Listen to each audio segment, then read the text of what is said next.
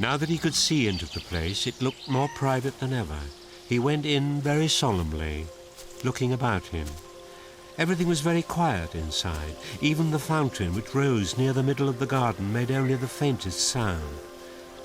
The lovely smell was all around him. It was a happy place, but very serious. He knew which was the right tree at once, partly because it stood in the very center, and partly because the great silver apples with which it was loaded shone so and cast a light of their own down on the shadowy places where the sunlight did not reach. He walked straight across to it, picked an apple, and put it in the breast pocket of his jacket. But he couldn't help looking at it and smelling it before he put it away. It smells delicious. I wonder if it would be wrong to taste one. To Diggory's surprise, there on a branch above his head, a wonderful bird was roosting. I say roosting because it seemed almost asleep. Perhaps, but not quite. The tiniest slit of one eye was open. The bird was larger than an eagle, its breast saffron, its head crested with scarlet, and its tail purple. Diggory decided then not to eat one of the apples.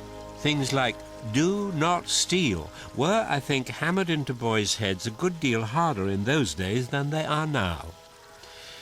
Diggory was just turning to go back to the gates when he got a terrible shock. Go on, boy. Eat one. It was the witch. She stood only a few yards away and was just throwing away the core of an apple which she'd eaten. The juice was darker than you would expect and had made a horrid stain round her mouth. Diggory guessed at once that she must have climbed over the wall, and he began to see that there might be some sense in that last line about getting your heart's desire and getting despair along with it. For the witch looked stronger and prouder than ever, and even, in a way, triumphant. But her face was deadly white, white as salt. Ah! Quick! Quick! Polly! Get up, Fledge! Polly! Fledge! Diggory ran for the gates as hard as he could. The witch was after him.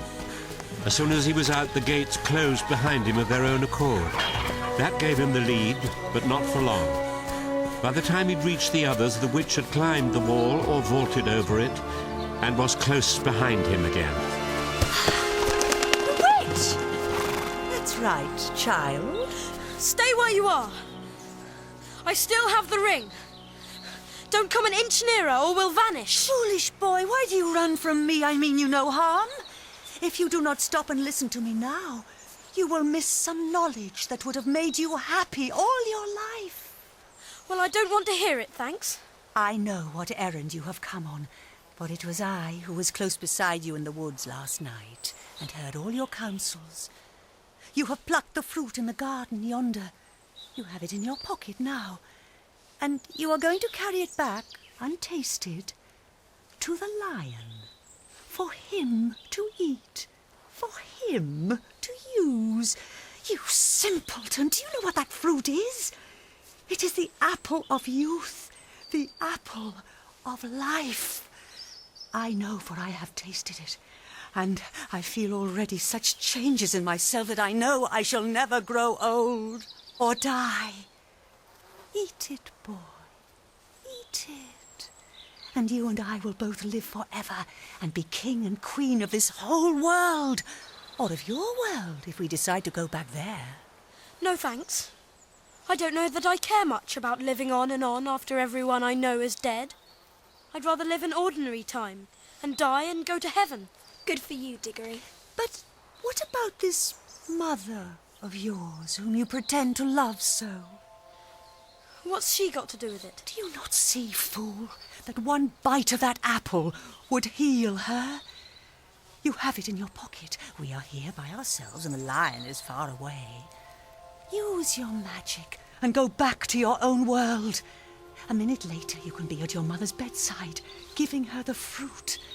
5 minutes later you will see the colour coming back to her face. She will tell you the pain is gone. Soon she will tell you she feels stronger.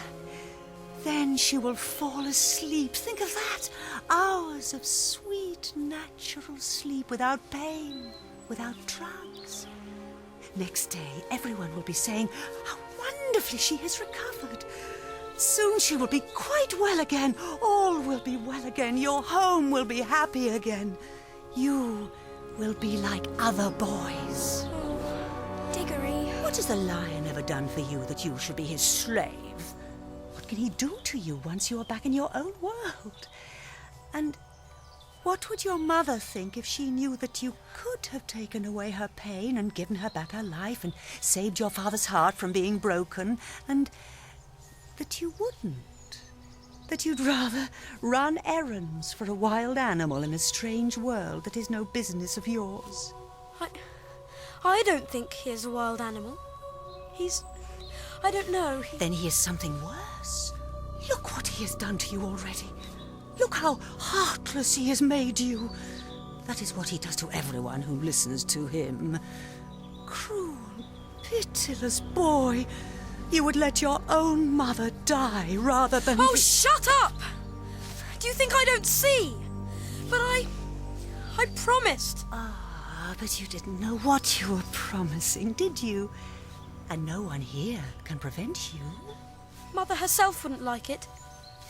Awfully strict about keeping promises, and not stealing, and all that sort of thing. She'd tell me not to do it, quick as anything, if she was here. But she need never know. You wouldn't have to tell her how you got the apple. Your father need never know. No one in your world need know anything about this whole story. You needn't take the little girl back with you, you know. What? You could go without her, and no one in your world would be the wiser. You very nearly had me there. What do you mean? All that nonsense you were saying about my mother. You almost had me convinced. But to suggest that I should leave Polly behind suddenly made me realise who and what you are. Good for you, Diggs. Quick, let's get away, now. Hurry.